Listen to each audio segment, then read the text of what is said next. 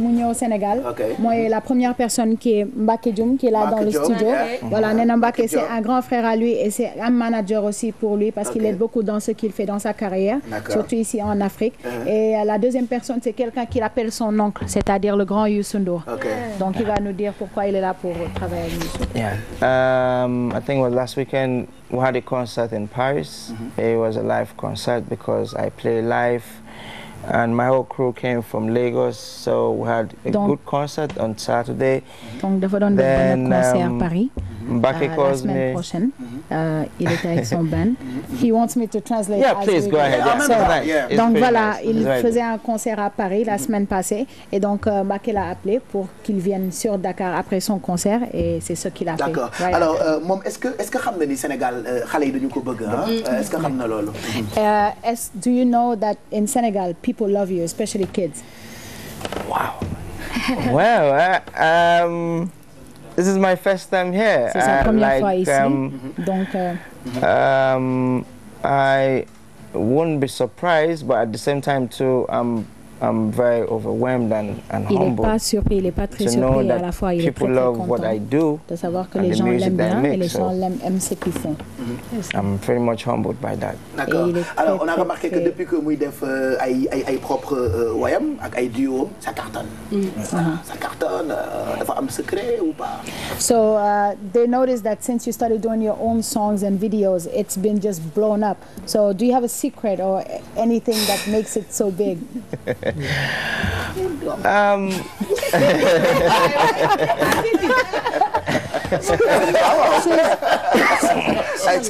She's laughing about the English. waaw li mu wax tamit dafa rëy de li mu wax dafa rëy lan moo tax affaire bi rëy moom day rafet lu tax mu rëy I understand what you say ah. Yeah, definitely. lu tax yëf yi rëy. So yes. am na nu ñu koy làkkee what makes that makes what makes it so big. Yeah. Very big. What's the secret? C'est ça, non? Very, very big. So do you have a secret? I wouldn't say there's a particular secret, right? But then you have to understand something. If you love Africa for what it is, then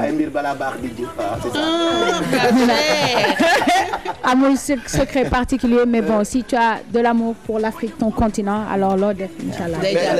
dama koy laaj su ma koy xool duñ ko baal. Musique la. dañ koy sot buy tëgg sabar da nga koy bàyyi mu tëgg sabar bu tëggee sabar fa daal nga yëkkati sa guitare. man basse maay dugg léegi man basse. Ok yaay def kër yi. fii parité lañ wax maay wax.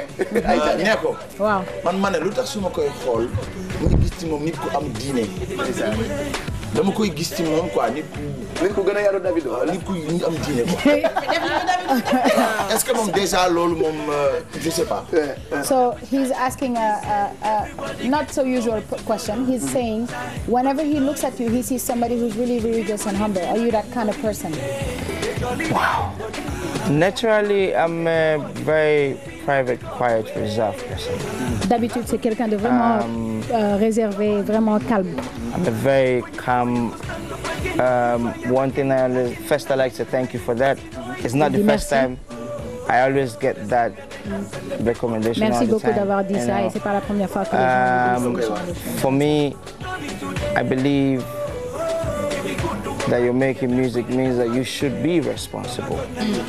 You don't have to look like you're crazy, you know. Before you became whatever you think you are, who were you? And after you become whatever you think you have become, who are you going to be? And then also your relationship with people while you're there is going to tell a whole lot on you, because if you mess people up when you're down, nobody want to have good relationship with you. Absolutely. So you just have to stay humble and keep your head down and build good relationship with people, because you don't know who helps you. Donc Nena, dans ce qu'il fait, ce qui est la musique, il est très très important d'être quelqu'un de responsable et quelqu'un de vraiment humble. nee na bala ngay siiw wala même soo demee ba siiw c'est très important que nga garder sa calme nga nekk nit koo xamante ni dafa am yar ak teggin te xam li ngay def te def ko bu baax def ko si yoon parce que nee na mun nga am après ay jafe-jafe te saa yoo amee jafe-jafe soo nekkee nit koo xamante ni da nga teel a rëy ci li ngay def doo soo amee jafe-jafe doo teel a gis ñoo xamante ni dinañ la dimbale. voilà alors tey nga ci dugal waaw. dafa doon wax tout à l'heure que il était pas supposé ñëw Dakar. Actuellement puisque ñëw na yan programme la fi am wala day ñëw visiter rek demaat wala dina jouer fenn dina woy ak ay artistes lan la nga def. D'accord. waaw da nga dégg. Donc she's asking since you said you were not supposed to be in Senegal in the first place, what brought you here? And since you've been here, what are you doing? What are you working on? Are there any events that you're going to be doing? Any programs? Any singing with artists? Like I said, two people made me come here. First is Mbake, who is on the management side. Second is my big uncle, who is Yusundo. And my big uncle Yusundo, yes. I have a big uncle. Big uncle. Have share. You know, then they are like, oh, you've not been to Senegal before. You must come to Senegal. And I looked at it, I'm like, okay, it's nice. At least I have to go to the home country of my big uncle to pay respect and homage because of the legacies he leaves in the continent of Africa and the world at large in terms of music. Okay. And because when you say the name Yusundo is known, I think, centuries to come, who keep studying from the life and times of Yusundo. And then for my manager who is in Africa, is Mbakedu. So I didn't come for a concert, no.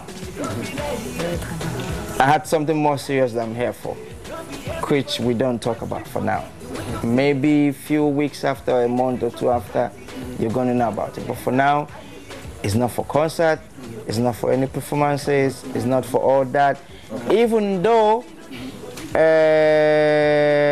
I was meant to understand that the club Vox would be hosting, will be hosting me tomorrow night. Okay. Yeah, so my manager Mbake said, oh, I think it's nice for you to get to meet your fans, they get to know you. I know you don't want to go out because since I came, I've been indoors, I don't come out. Okay. I walk a lot indoors. Merci. Alors, Mami, dañuy lay gërëm comme ça suñu beneen gan bi ñëw toog foofu. Kii nag liggéey na ci télé bi gën a mag ci àdduna. Amérique. Man damay bañ wax wala ñu wax. Non bul wax bàyyi mu seet télé bi gën a mag ci àdduna Amérique liggéey na fa. Non ñoo jege ma ni non bàyyi leen ma wax juste li mu mujjee wax c'est-à-dire il devait pas être à Dakar Mbake moo ko xëcc ci Dakar mu ñëw et la raison pour laquelle il est là du ko wax parce que surprise lay doon d'ici 2 semaines inchallah su affaire bi génne dina ko partager ak nit ñi mais non nee na du ko wax même man tey suba jéem naa ko xëcc ci moom ba sonn mais du ko wax donc nee na looloo ko fi andi Mbake Dioum ak Youssou Ndour ñoo tax mu ñëw et surtout le fait que Sénégal la dëkku Youssou Ndour muy nit boo xamante ni ñëpp a ko xam ci àddina koo xamante ni comme tontom la ko def te ku wax fu mu waxee Youssou Ndour ci biir àddina bi rek ñu ne Sénégal donc looloo tax mu ngi fi et ça a plusieurs non c'est que yeah. So G, I know that you and the Peace Square, okay, the same team, but with DJ Arafat coming from Côte d'Ivoire, so how you meet this guy?